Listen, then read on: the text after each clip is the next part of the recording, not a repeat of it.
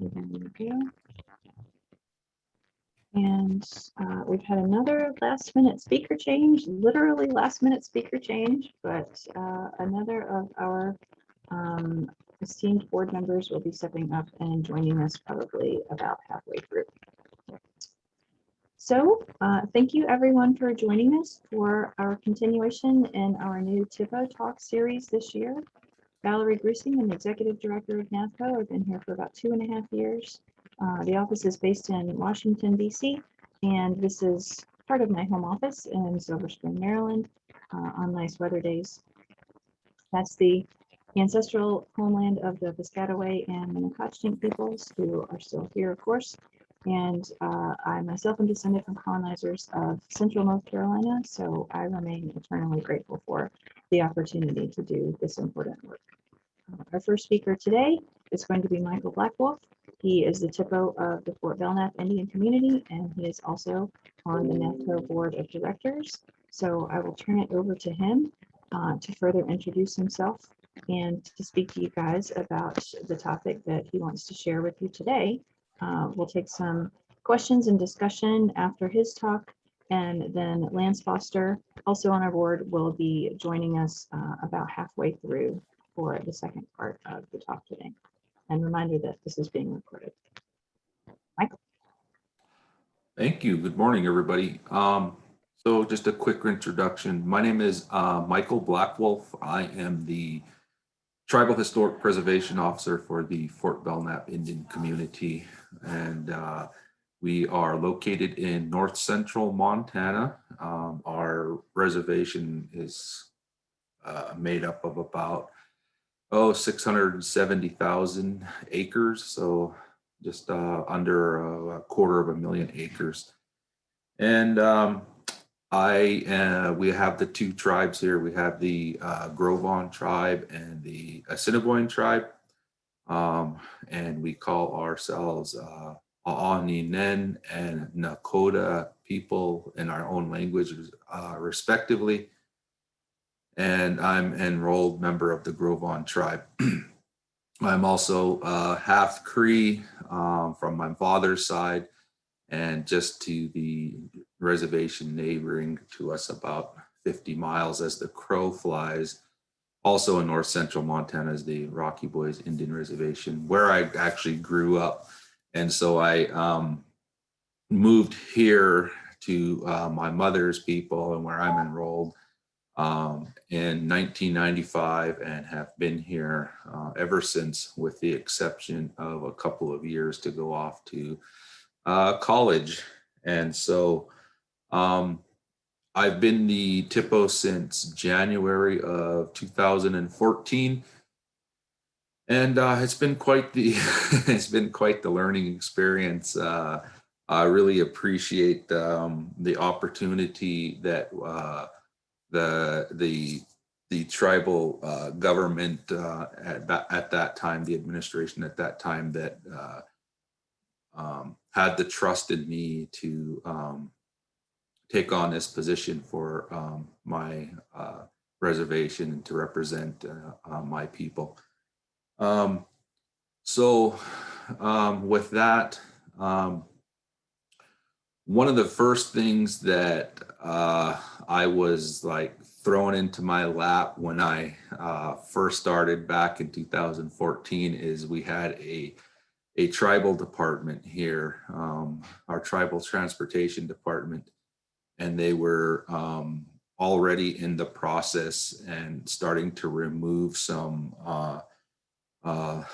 rocks from a sacred butte here on our reservation, and we call it Snake Butte. And it's a pretty culturally significant mountain that has a lot of stories that are not only exist within our two tribes here, but other Plains tribes here in Montana that have historical ties. All have some stories in one form or another of this butte. It's just an amazing granite outcropping here on the northern end of our reservation. And from my understanding, and that it's the granite rock formation is very rare. It's found in one of only, I believe it's 2 or 3 places in the world that has this particular type of granite. And it's also the hardest form of granite that it can find on Earth. And so it's a very valuable rock. And back in the early 1900s, the government basically forced our people to sell, I use that word loosely, sell the granite from this area to form what is now known as the Fort Peck Lake, which is east of us here. So they used the Snake Butte rock to build the Fort Peck Dam, and they paid us like pennies per ton. And then that money, the tribe essentially didn't really see that money. It went into the Bureau of Indian Affairs trust fund for the tribe, and then the Bureau of Indian Affairs really decided what they wanted to do with those funds on behalf of our people's best interest, supposedly. So again, not having cultural resources or THPOs, obviously back in the early 1900s, there was very little that our people could actually even do to stop this desecration of this butte. And they had took out hundreds and thousands of tons of this granite. So fast forward to 2014, and here's this fresh THPO, and I barely even like getting my feet on the ground, and I'm getting a bunch of political pressure from council members pulling me in different directions, and then our tribal transportation department is talking about doing economics and doing this other stuff. And so it was pretty contentious issue almost immediately for myself, and they were all like, well, you're the cultural guy, you're the THPO, we're gonna put this in your lap and let you decide what you wanted to do. So thankfully, how we are set up here at Fort Belknap is we have a cultural board that oversees the Tribal Historic Preservation Office, and they're made up of, we have 2 cultural societies here. For our Nakota people, they have the Buffalo Chasers Society, and then we have the White Clay Society for our Ahninan people.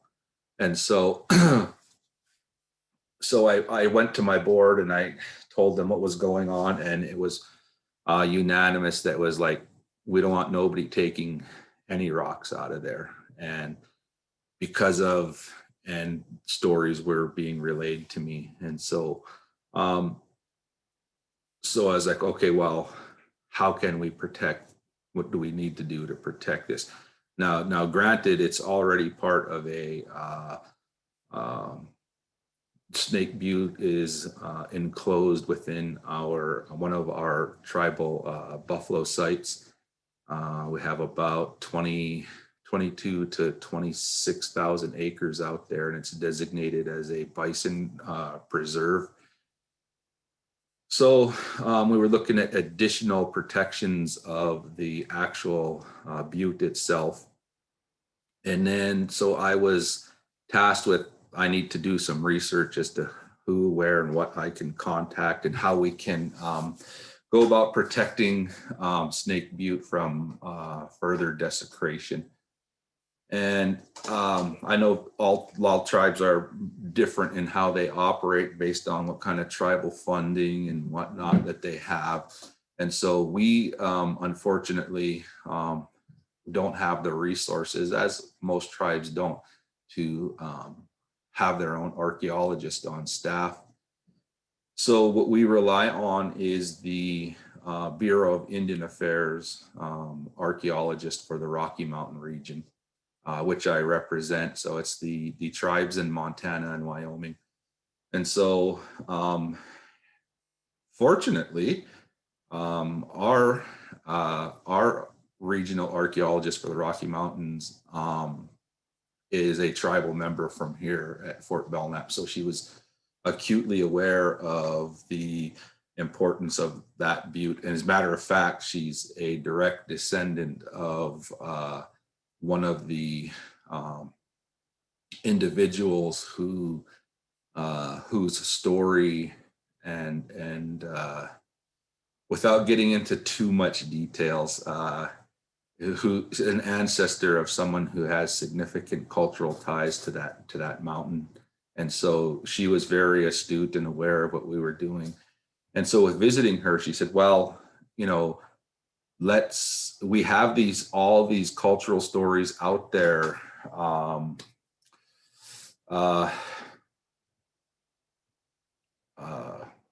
Shared amongst ourselves verbally, oral stories, oral histories, but yet when it comes to protecting, even on tribal lands, we just can't go and say, well, you can't go there because so and so said that such and such happened.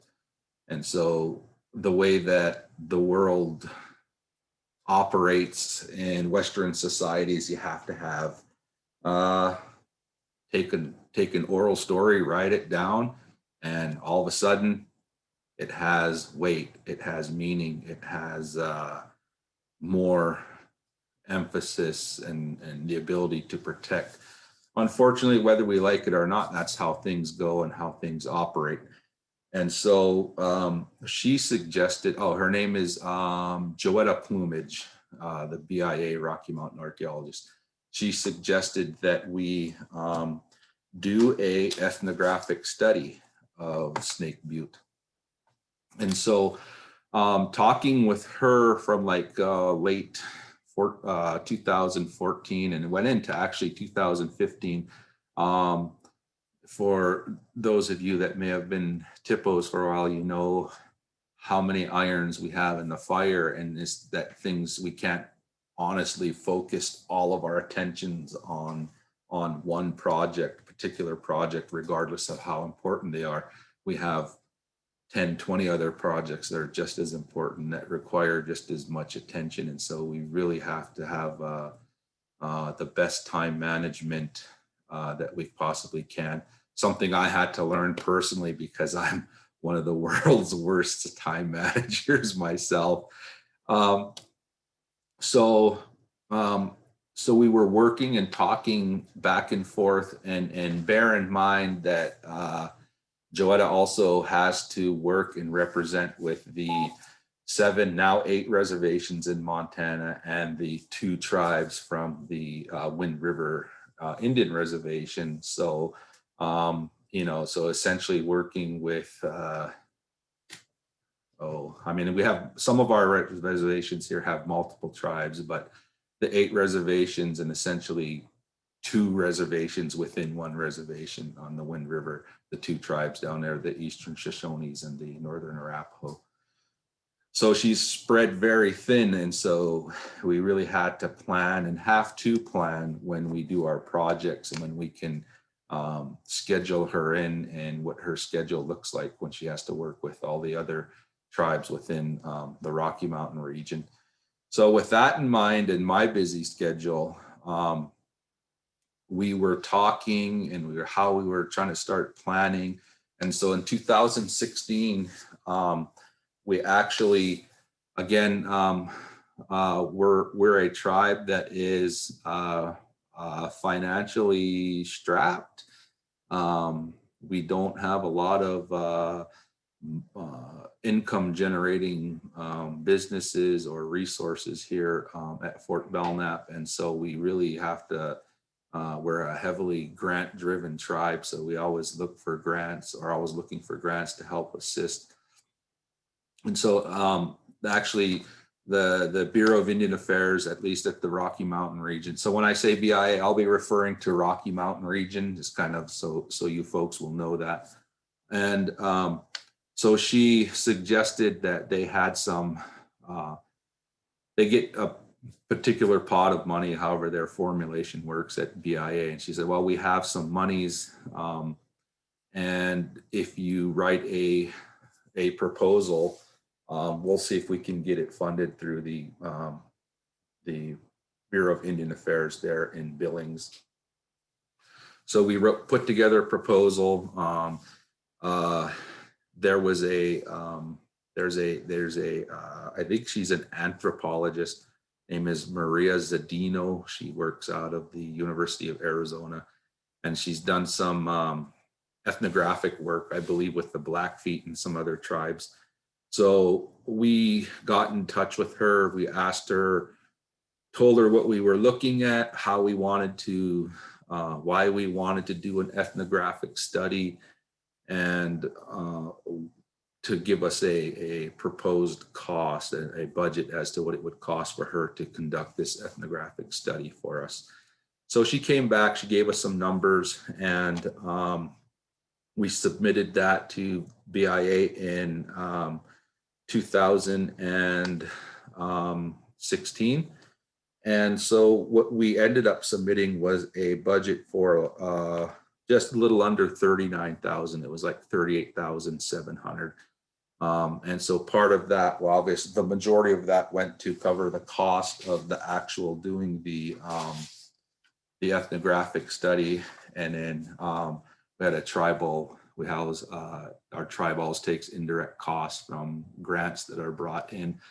And so, and then a small administrative fee for the Tribal Historic Preservation Office.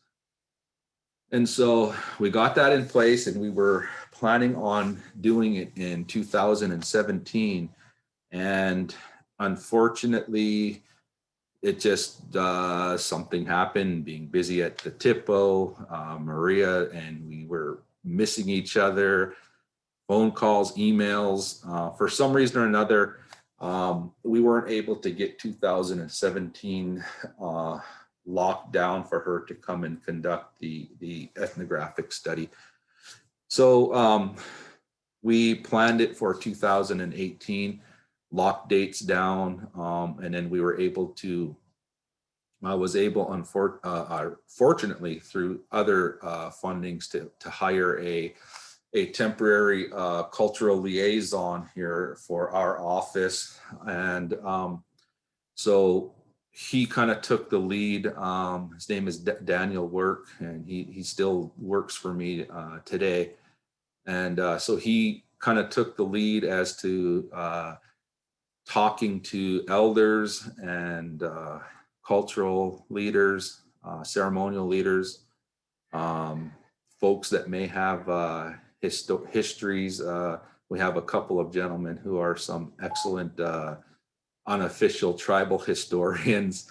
And so we were able to set up all the interviews, the ethnographic interviews, and a couple of site visits with some of the elders and cultural, spiritual leaders out to the Snake Butte to look at some of the things out there that they were talking about. And with that, part of the agreement that we had in place with Dr. Zadino and the University of Arizona was once the ethnographic study was completed, it would be proprietary information that was to remain within our office, and then anybody that wanted to use or access this ethnographic study had to get permission from our office. I'll get to that. There's something happened a little bit down the road, but I'll get to that when I get there. And so we did. So we brought elders in, the cultural, spiritual leaders. She did the interviews. They did some site visits, and they unfortunately ran out of time in 2018. So in the summer of 2019, Dr. Zadino had a grad student who was looking to do a project, a master's thesis project. And so they were looking at something that was right up that student's alley, which was cultural plate locations tied within deep spiritual connections to tribal people. And so we hosted the grad student, her name is Lauren Bridgman, and she just recently, I believe, in 2020, she graduated from University of Arizona with a master's. So she came and we hosted her, and they, along with my TCS, our field monitors, I have 5 of them, spent about almost 2 months doing some intensive inventorying, archaeological inventorying out at Snake Butte. So she came and went, and then we got the ethnographic study written up by Dr. Zadino. She submitted it to our office, and then COVID happened last year, and kind of everything just shut down. And so we have the ethnographic study here, and very fortunate. So that allowed us to now have the quote unquote empirical data, the evidence to support not just our claims or our verbal stories, but we have a document now that says that we can, that basically the document proving that how important this butte is to our people. So anything that there has been several requests since for access and use of the granite out at Snake Butte, and subsequently our tribal council had refused to allow access to those rocks and those formations out there based on our recommendations that they not be allowed to use used for commercial usage. And so unbeknownst to us, the grad student did her master's thesis, and it was, come to find out, just this past spring, she did her master's thesis last year, and focused it entirely on our ethnographic study. And she used extensive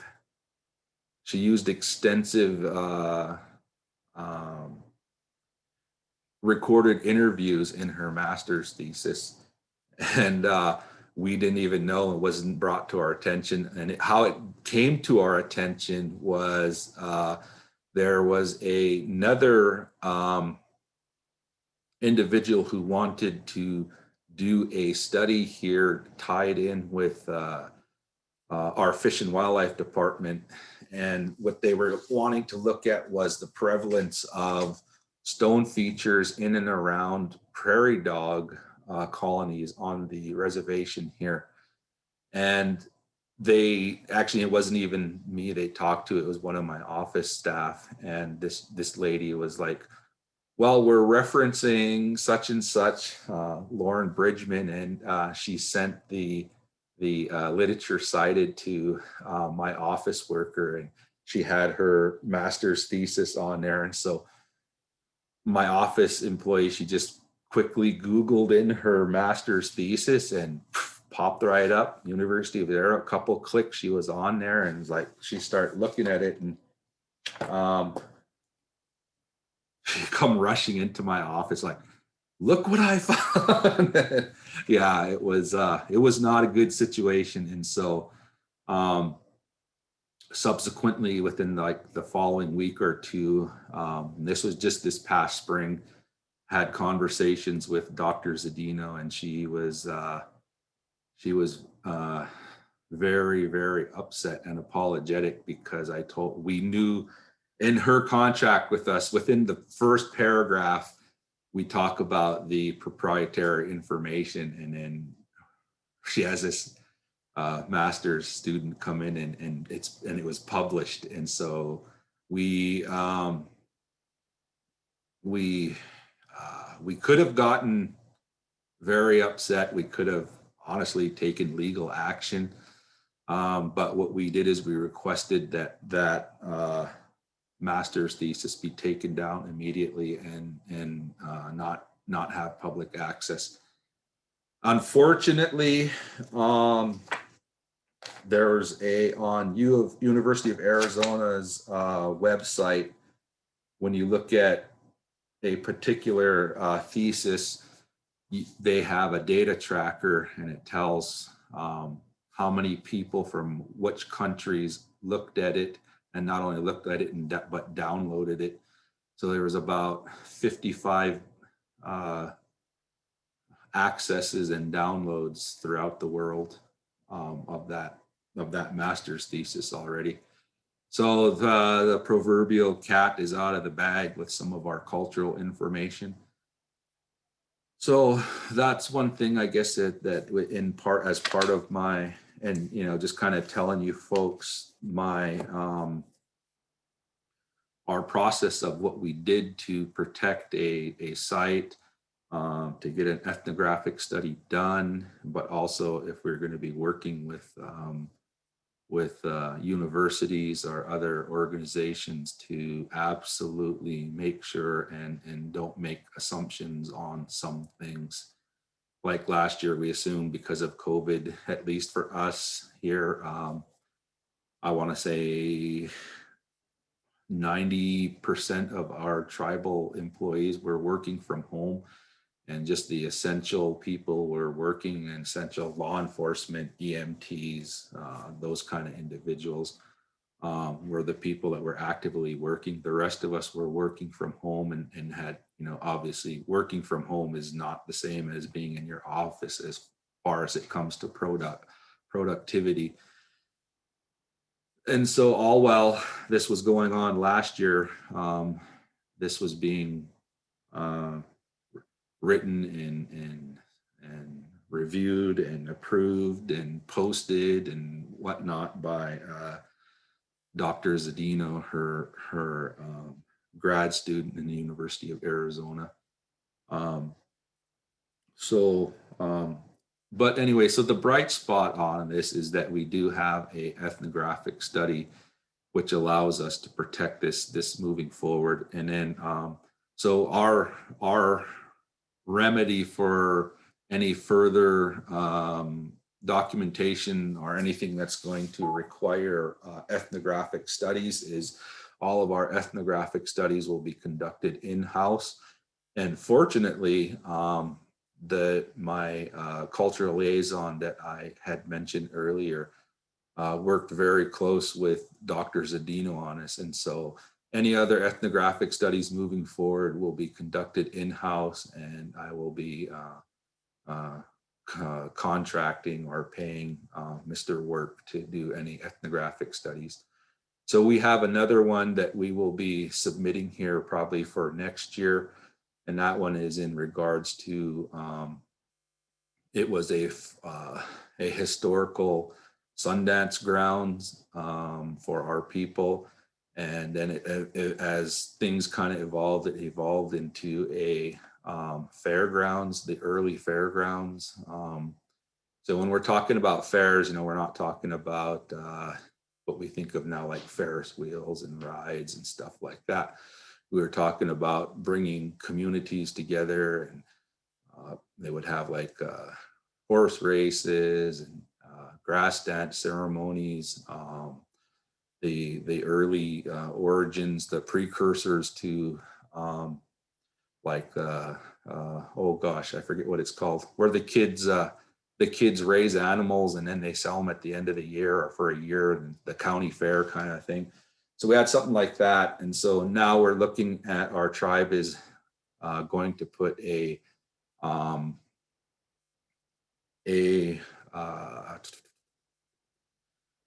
sawmill. I'm going to put a sawmill in the area. And so We're not actually, we already approved them to put the sawmill there, but we just want to have, get a ethnographic study done to help protect the area as much as possible when the sawmill goes in.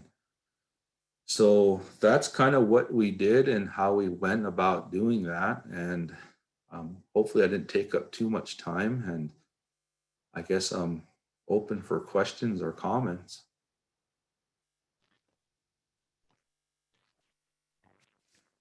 Thank you, Michael. That was really interesting. Thank you for sharing that story and your experience with that site and that project. I think you touched on a lot of issues that are common to many THPOs in general, as well as specific terms, and that is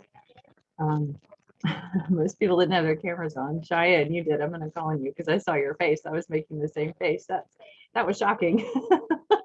The plot twist there. Glad you seem to be getting to a better place with that of going towards resolution. That is maybe not shocking, but it is still to me when stuff like that happens in this day and age, especially when it seems like you tried to cover your bases and anticipate all issues going into it. So we do have Lance Foster on the line, who is going to be our second speaker today. Thank you so much, Lance, for stepping up at literally the last minute. I think we'll see if we can take one question for Michael now, and then if we have time at the end, we can have more questions and discussion of that topic. Does anybody want to unmute themselves or put something in the chat box for Michael? Hi, this is Lisa Kumper, the THPO for Hummel Indian Village in San Diego. And I just wanted to share that there's a local tribe down here in Southern California, and the same thing happened, but the person snuck and stole the thesis from the tribe and then put it in his book. And so they're seeking legal action. But similar story, they trusted the person to help to do research and had the same contracts in place, and the information was stolen and used for personal gain. It's just terrible.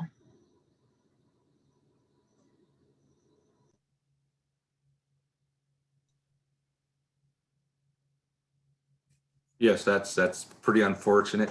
And like I said, the lady that the Dr. Zadino that did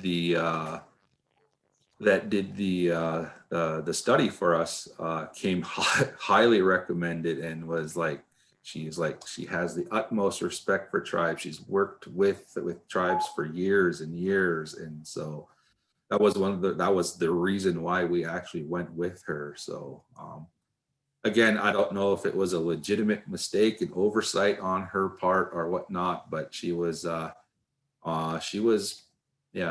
pretty upset. Not like angry upset, but upset with herself because unfortunately I did chew her out pretty bad when we had a talk. But yeah, but yeah, unfortunately those things happen. So like I said, our remedy for it is moving forward. Everything's going to be done. Any kind of ethnographic work is going to be conducted internally by my office.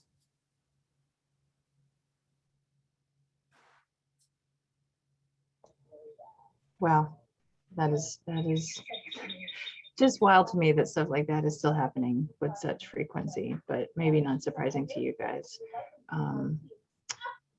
Sorry it keeps having to come to that, but thank you for sharing what you have with regard to the site, Michael. It's so enlightening to learn about these places that are out there that you guys are working so hard to protect. So we're going to turn it over to Lance next. He is the THPO for the Iowa Tribe of Kansas and Nebraska. He is also on the Navco Board of Directors, and obviously someone we can turn to in a pinch. Thank you, Lance, for stepping up as always. I'm going to let him provide a further introduction of himself and talk to you guys about something that I think we've all been wanting to hear more about, especially if you follow Lance on Facebook and the site that he has for this site. We've been threatening to do something more with landscapes in general with Lance, and hopefully we'll be able to do that with our Sacred Site Summit coming up virtually September 22nd and 23rd. So I'm going to turn it over to Lance. Thanks, Valerie. Thanks, Michael. Thanks, everybody, for being here. My understanding is that we are supposed to talk a little bit about a project that we're working on. Introduce our office a little bit. Hey, Alan, you want to come down for a second? Our office was actually established in 2012 by Alan Kelly, who was our vice chairman at that time. And he didn't have enough punishment. So after a break, after a while, and I ran for vice chair, he decided to come back and help. And now he's deputy THPO. So thanks for joining us. Do you have anything you want to say, Alan? Well, when I started this project, it was by accident. And I asked the chairman, what are all these papers you got? This was the biggest black snake that we had. That was the Keystone Pipeline thing. He had boxes and boxes of these folders all about the Keystone Pipeline. And that's where I started. And at first I went to the meetings in Oklahoma, and everything seemed calm there because, you know, it's an oil pumping state. So, and then I went to Rapid City. Then I saw where the real problems existed was when I went to Rapid City, and I quizzed them and asked them, what does this do? You know, because they're saying it's really going to help the all the states and all this and that. And it's going to employ a lot of people. I said, well, when this is all said and done, how many people are there going to be? Oh, there'll be about one person every 3,000 miles or something like that. I said, yeah, that's a great improvement. But anyway, that's when the battles all started for me. But it's been a great adventure, and I like it, and I'm not afraid to speak up. So. Thanks, Alan. Yeah. I guess we're gonna talk a little bit about Iowa Tribal National Park, but to kind of understand my background, kind of how I got into all this, I got my undergrad in anthropology and Native American studies from the University of Montana, and I was always interested in the land, how it all connected, and I ended up being an archaeologist for a number of years, kind of going around doing different sites, and finally. And actually testified for Montana's burial law against some of the things that were going on there, human remains and stuff. So I worked for the Helena National Forest. And at the time, you know, the problem is, as we're talking about, is landscapes, right? So archaeologists like to put lines around, boundaries around these sites and say that's where the site begins, that's where it ends. And a lot of our sites, especially sacred sites and things that are cultural, you know, it's much bigger than this line that archaeologists like to put around things. Extends sometimes the horizon further. There's all these connections. So I started looking to cultural landscapes. I think Bolton 38 talks a little bit about the vernacular landscape, ethnographic landscapes as kind of a paradigm to work with. One summer, they gave me permission to come up with a contextual study on a mining district up there in Ophir Gulch in Montana. So I worked on that, and I kind of had to develop a scale based on integrity. As you well know, integrity is not the same as condition. And I worked on that, and also to help people understand that landscapes are evolving things. They are not static. This was a couple sketches that I did for a mining site, how it develops. So initially, it starts pre-contact, ancient times, people camping along the creek there. That was Thomas Creek, a modern name, Thomas Creek near Helena, Montana.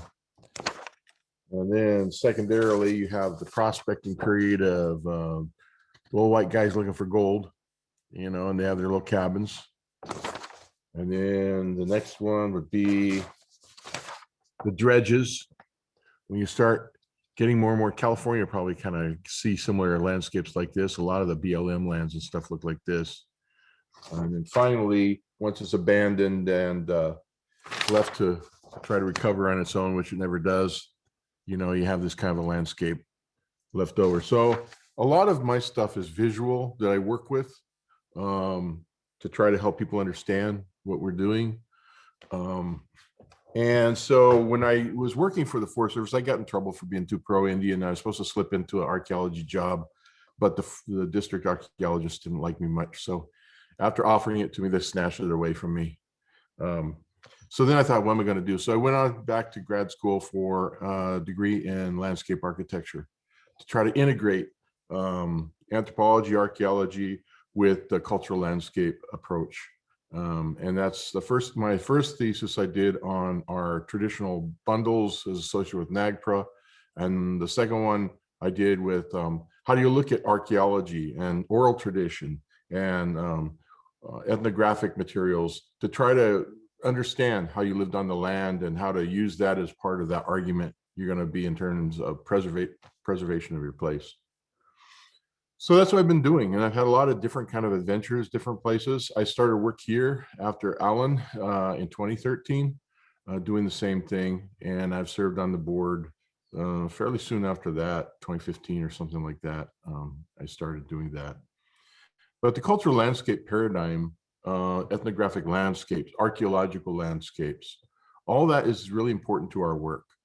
It's something that's not looked at very much. And we battle. We have TCPs, traditional cultural places, as something that we look at and try to use to help us with landscape that hasn't been altered by human beings. It may not have an archaeological site there, but it is still significant. It may be a landform or a spring or something that has stories or other importance. Some may be written down like Michael talked about, but maybe some things just totally kept within the community. And like you said, I remember working on a site down in California, and they were trying to find a graveyard associated with the Indian school down there. And I walked around, I saw this kind of level area and had some junipers. It had some stones, partly left over, blue paint, white paint, little scatterings, bits and pieces. I said, this is where it is. This is where what you're looking for, because it has all these things. You put stones around the graves. And they were like, well, where did you read that? And I'm like, this is evident. You read the land, it's there. And they were like, well, we have to have a citation for that. And I said, well, I'll write it down and I'll cite myself and then you'll be happy. So it is ridiculous. It's a game, like Michael said. Everybody knows it's a stupid game, but if you're going to win it, you got to play it and then play it to your advantage, you know. So I think Valerie and Navco, we're going to try to develop some way to help you understand the cultural landscape tools, whether it's TCPs, ethnographic landscapes, archaeological approaches, stuff like that. We're going to try to develop some training for you on that. But that brought me through a whole bunch of different trips. I went to Africa. I went worked in Hawaii. All these is part of landscapes and indigenous communities. And so that's what I've been working on. One thing that we really, or I guess what we really want to talk about here, because we only have a few minutes to do that, is Iowa Tribal National Park. How did that come to be? First of all, I looked for examples. We had two places here on the reservation that needed to be preserved. One was Leary Site National Historic Landmark, which is actually on the reservation. One of our ancestral sites occupied roughly 1200 to 1400. Our ancestral culture is called by the archaeologist Oneota from about 1000 AD to about 1600 or so. And we're scattered over about 9 different states, kind of centered in Iowa, which was just like the Dakotas were named for the Dakota people. Iowa was named for us based upon the rivers there. So that's been quite a journey to try to kind of make that happen. So on our reservation, we have this National Historic Landmark. We also had the Nature Conservancy had this preserve called Rulo Bluffs Preserve. In 2 different parts, we were able to get that back from them. They donated it back to us, part of our own reservation that had been alienated through allotment. As most of you know, we're all checkerboarded and we lose a lot of our land because of that. So then here I'm faced with this, all these restrictions about conservation easements and stuff. And people here, of course, like to cut wood and drive with their ATVs willy-nilly and go shoot deer and all that kind of stuff. And part of the deed was a restriction on that. You can't just go do that. You can do traditional practices, but you can't cut wood, et cetera, et cetera. So I knew it was going to be uphill battle. We're talking, like Michael was talking about, outsiders, sometimes our own people, you know, we have difficulties we have to work through there. And so there was that. I said, okay, there's that. And there's the Leary site, which I had to, again, fight some of the forces inside that wanted to build big bridges and all this kind of stuff. And so I thought, how do I do that? Well, people understand the idea of a national park. And to do a national park officially, you have to go through Congress and they designate it. And there's no way that would really happen here. So I looked toward examples of our native people, preserves and I think indigenous use areas and things like that. And I saw the Frog Bay at Red Cliff. They had their very first tribal national park, and they called it by that. And our treaties were the Iowa tribe, we're the Iowa nation. And I said, that kind of makes sense. The people who understand a story, that's the thing. If you have to tell a story that people connect with, then they will listen to you more. So I said, you know, hey, Iowa Tribal National Park. Luckily or unluckily, that was the same year we had the pandemic. In 2019, we had these big floods that shut down our roads to a great extent from March to October. And our casino, that's really our only driving economic force, a little tiny one kind of off the beaten track. It really affected us in 2019. And then in 2020, of course, the pandemic. So I got on council 2019, 2020, you know, the casino shuts down for 3 months. And we're like, what are we going to do? So this was an opportunity. I said, how about you guys, as part of an economic driver, we create our own tribal national park. We'll have the Leary site. You can't really do some of the things that people want to do there. You have this preserve. You can't really, you know, you have restrictions, conservation things you have to do there. These will be 2 units. Now, this last year, I added another unit for a trail hub, and people have been excited about it. We got worldwide play on it, actually. The Nature Conservancy kind of put out the story. I think Belgium even kind of picked up the story for a while. And so it's been a thing. Now, the difficulty is our people think that, oh, it's a national park, you can't do nothing there. I said, no, this is it's like a label that people understand how we need to conserve it. And because traditional ecological knowledge and connecting our people with our land is the primary purpose of this park, for people to be able to use the land, but relearn some of those ethics of gathering and hunting and stuff in a balanced way. People are a little bit more cautiously open to some of it. And of course, the people who are more into economics see it as a possible economics driver there to bring in people into the casino and relearn, like I said, some of those old ways and practices.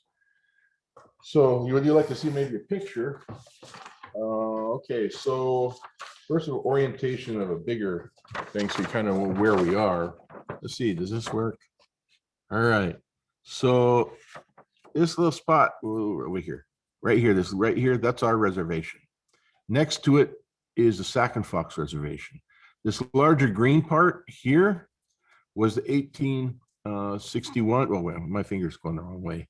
1854, and then this larger one was the original. Of course, they always whittle us all down. Above that purple one is the Great Nemaha Half-Breed Tract, which is neighboring. That area above was traditional Oto land, below it was traditional Kaw lands.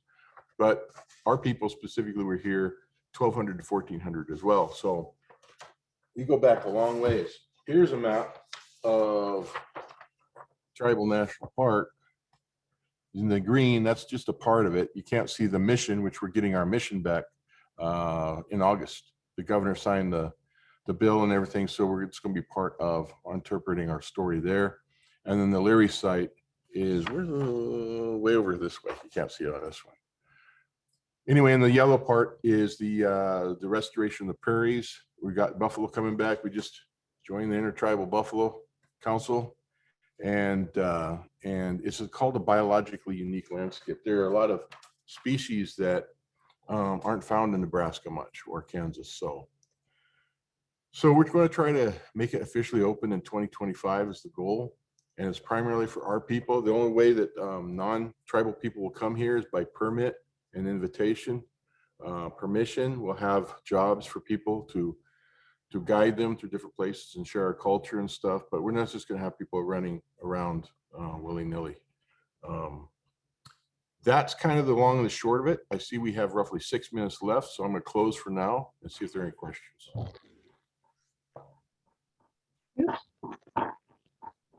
Wow, thanks, Lance. I'm glad to hear more of that story of how that developed myself. I follow you on Facebook as well as the site, and you make some really interesting and informative posts. And so to hear from you directly a little bit more of how it came to be is really, really interesting.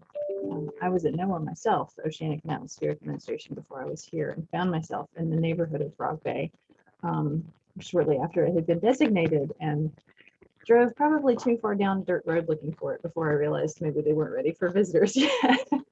Never did see anything, but I'd love to go back and visit someday if they're in the market for that, and also to come out and visit you guys when you may be ready as well, and see what you have going on there. I love your use of pictures there. I know that you're very graphically oriented. Does anybody have any questions or comments for Lance?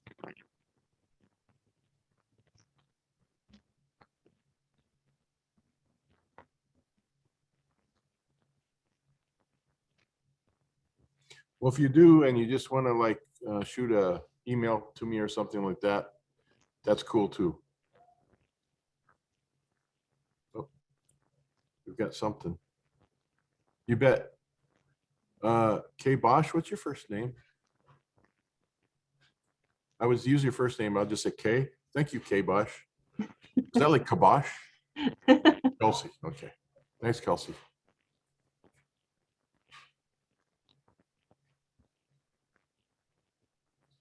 Well, sounds like probably it, Valerie. Thanks, guys. Appreciate your support. You said, Lance, that you're getting the mission back. Has that been state-owned? The governor signed it? Yeah. We had in 1844 to 1846, we had a mission that was built, you know, with tribal funds, kind of when the chiefs were away. Our Presbyterian missionaries built that here, not on a reservation, but about 15 miles away or so. It was on the reservation at the time, but of course they whittled away the reservation, so we don't have that part anymore. And then the state had it, et cetera, et cetera. It's been closed for a number of years, so we're gonna get it back. And what's significant about it, not only are this at least 1 or 2 burial sites of students there. This was before the time period of enforced English. So in 1843 through early 1850s, the Presbyterian missionaries were the first ones to write down our language in a consistent written form. So we have some historical words and stuff that are important to us. Before that was just a few explorer kind of vocabulary lists and random spellings and stuff. But they the first one to really put together a grammar and everything. So we can compare that historically. But there are stories to be told about, like, for example, it was also on the California Trail. It came through after it was built there. And so we get hit a lot by cholera and stuff. So we had a huge population collapse. Also, a lot of our kids were stolen as playmates. There's at least one story that I know. There's 2 stories I know where little girls were stolen by families passing through, you know, kind of like a stuffed animal for their little babies to play with. And they took them all the way up to Oregon. And then there's one girl who came back as a young lady, making her way on foot at the time. We want to think the things that she had to go through. But when she came back, she found out her family had died and no one knew her. No one knew her Indian name anymore. So she wandered over to St. Joe looking for anybody who knew her. And she said, "Do you know my name? Do you know my name?" And nobody did. And she ended up dying and kind of went mental because nobody knew who she was. And she came back after all that hardship and being stolen. And yeah, that's what happened.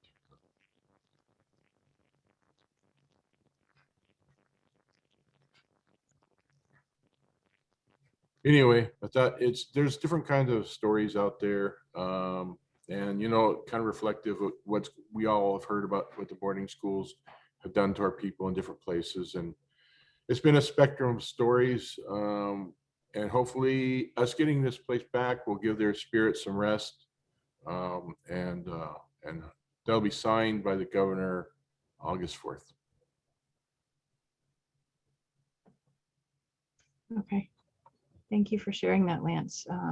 While you were talking before, I was thinking we need to we need to create a place on our upcoming new website where we can link to pages that you may have of that members want to share, and feature stories like this. I think your last comment there is so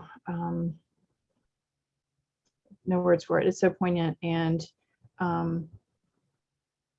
timely. I think this is something that we and especially you have always known that happened, and it's all over the news lately, finally, and something that the government is actually beginning to address itself after all this time.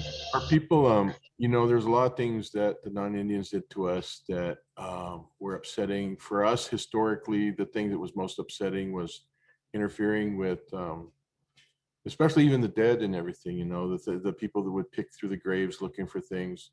We had a situation with effigy mounds where to avoid NAGPRA, a former superintendent stole about 20 boxes of bodies and stuff and had them in his garage for many years. And we went through that court case we're in the middle of, where we're at the tail end. We got the last of those folks recovered and reburied this year. So, but this is moving forward to try to heal up and try to make a new way.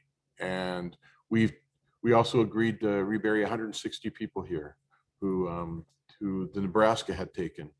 And so they're resting here now in our national landmark on the burial hill. And I saw that the Lakota, I think it's Rosebud anyway, had brought back students. We brought back, we only had one, we had several students that went, but only one died and was buried there. And we brought him back a couple years back, and he's buried here now again. So it's part of, you know, we don't have separate NAGPRA office. We don't have separate culture. We don't have language. I'm in our museum and archives trying to gather all that information. So we're kind of like the one-stop shopping, so-called, for everything to do with what we do and who we were, and trying to recover that and protect that.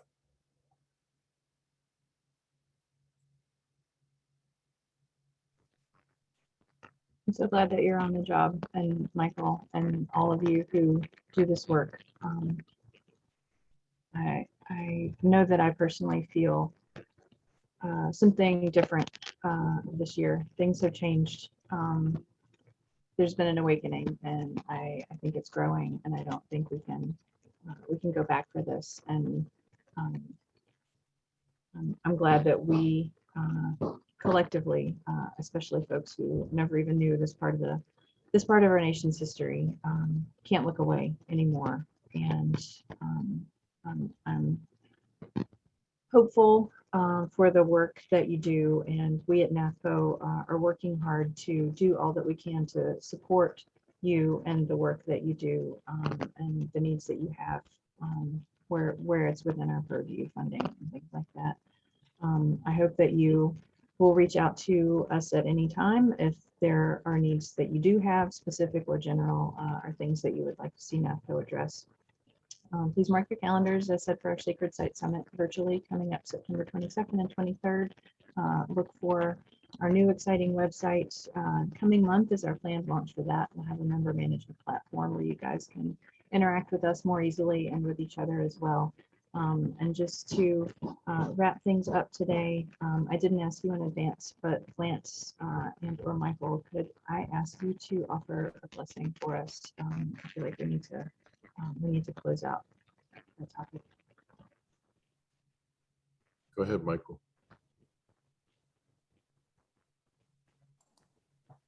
Okay, thank you. Okay, I'll just say a short prayer on everybody's behalf, and thank